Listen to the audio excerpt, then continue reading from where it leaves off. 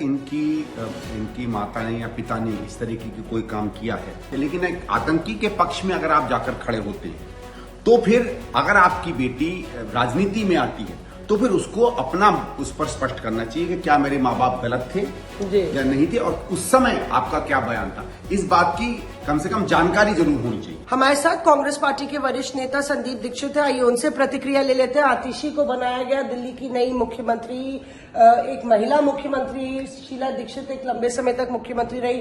क्या आपको लगता है सराहनीय कदम है या फिर डमी सीएम है? नहीं, डमी सीएम है, इसमें और कुछ नहीं है। देखिए, वो आतिशी बने कोई बने, आम आदमी पार्टी का जो चरित्र है वो एक व्यक्ति चलाता है, वही नीतियां बनाता है, वही उसकी सारी, मैं तो उसको बिजनेस हाउस कहता हूं, पॉलिटिकल हाउस कम कहता हूं, पूरी बिजनेस डील भी वही करता है। इसलिए ये बने कोई बने इसका कोई अर्थ नहीं होता है। देखिए, ये पार्टी की शुरुआत एक झूठ के बहुत बड़े एक मंच पर बनी, और जब से ये बनी है, एक तरफ विकास को नेस्तनाबूद किया है, दूसरी तरफ मुफ्तखोरी से लोगों को अपने साथ रखा है, और तीसरी लूट मचाई है दिल्ली में। कोई और मुझे लगता नहीं सरकार होगी जिसके ऊपर इतने केस स्वयं मुख्यमंत्री और उसके अधिकारियों पे चल रहे होंगे।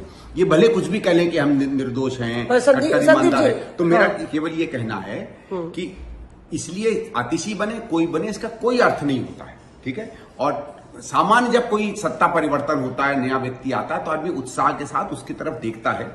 यहां ये हो नहीं सकता है, क्योंकि बात वही रहेगी जो पहले चल रही है। आतिशी को लेकर स्वाति मालीवाल ने ट्वीट किया है कि अफजल गुरु की पैरवी जो है उनके माता पिता ने की, और दिल्ली की सुरक्षा को लेकर, दिल्ली की रक्षा को लेकर उन्होंने चिंता जताई है। हालांकि ये भी कहा है कि वो डमी सीएम है।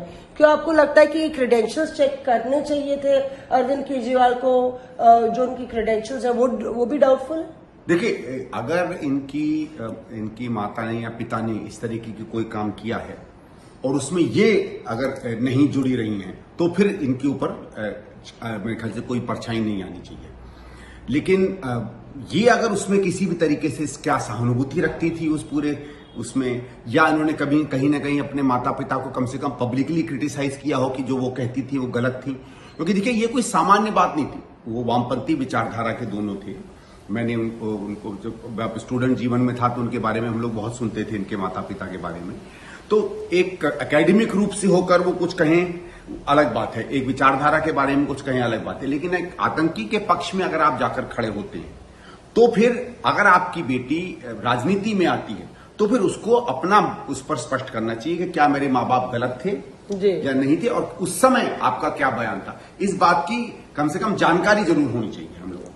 दूसरा मुद्दा जो है कि 4:30 बजे अरविंद केजरीवाल जो है इस्तीफा अपना सौंपने जा रहे हैं, और ये कहा जा रहा है कि नैतिकता के आधार पे अरविंद केजरीवाल जनता का सीएम बनना चाहते हैं, इसीलिए ये सिर्फ जो अरेंजमेंट है ये अगले चुनाव तक है। देखिए, नैतिकता क्या ये आम आदमी पार्टी का फेस सेवर है या एक सर्वाइवल टैक्टिक है? ये तो नैतिकता इसमें कहां से बनती है? नैतिकता तो तब बनती है कि जब पहली बार आप अरेस्ट हुए थे तब इस्तीफा देते।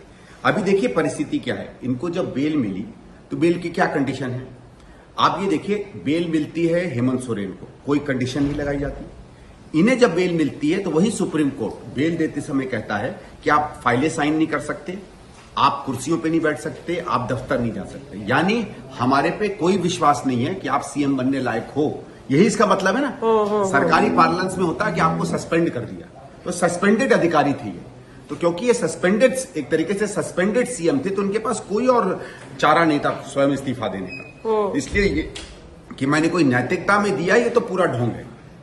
आपने एक और एक्सट्रीम, मतलब मुझे याद है कि जब अरविंद केजरीवाल रिहा हुए थे तब आप भी गए थे उनके समर्थन में, वहां पे मौजूद थे। अरेस्ट हुए थे तो उनके समर्थन में गए थे। आज आप बिल्कुल 360 डिग्री यू टर्न लेके बात कर रहे हैं, क्या इसलिए क्योंकि चुनाव आने वाले हैं और आम आदमी पार्टी और कांग्रेस पार्टी अपनी अपनी राह है, इसलिए आपको लगता है कि आलोचना ज्यादा पॉलिटिकली करेक्ट होगी? देखिए, सीधी बात है, हम किस लिए गए थे? संदीप दीक्षित का यू टर्न क्यों हुआ? इसमें कोई यू टर्न नहीं है। हम तब भी नहीं कह रहे थे कि ये भ्रष्ट नहीं है, हम आज भी नहीं कह रहे कि ये भ्रष्ट है। हम कह रहे हैं कि हमें संदेह है कि ये भ्रष्ट हैं। हमारी चिट्ठी पर, कांग्रेस की चिट्ठी पर इन पर केस चल रहा है, और कोर्ट तय करेगा कि सही है कि गलत है। तो आप गए क्यों थे वहां? क्योंकि हम अरेस्ट के खिलाफ है, किसी भी व्यक्ति के। हमने तो हमेशा से कहा है भाई, आपको याद होगा जब चिदम्बरम साहब को इन्होंने अरेस्ट किया था और लोगों को कहा था, हमने हमेशा कहा था कि बेल मिलनी चाहिए और इस तरीके से लोगों को अरेस्ट नहीं करना चाहिए। और तौर तरीके ये सही नहीं है कि रात को 1 बजे 2 बजे आप किसी को अरेस्ट करें। देखिए, अधिकार किसी के भी हों, कानून के अंदर जो संरक्षण मिलता है वो सबको मिलना चाहिए।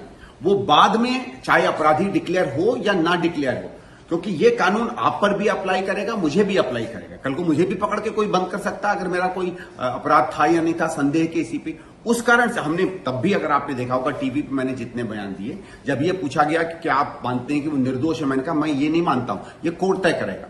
हमारा काम था और विपक्ष के रूप में संदेह था कि भ्रष्टाचार हुआ है, हम संदेह ले गए एलजी के पास, एलजी ने केस किया, पुलिस को लगा कि इसमें कुछ है, प्राइमा फेसी जो कहते हैं, उन्होंने उस पर केस किया, केस चल रहा है, कोर्ट तय करेगा। आज नहीं, कल नहीं, 10 साल बाद, 20 साल बाद, जब भी समय बनेगा।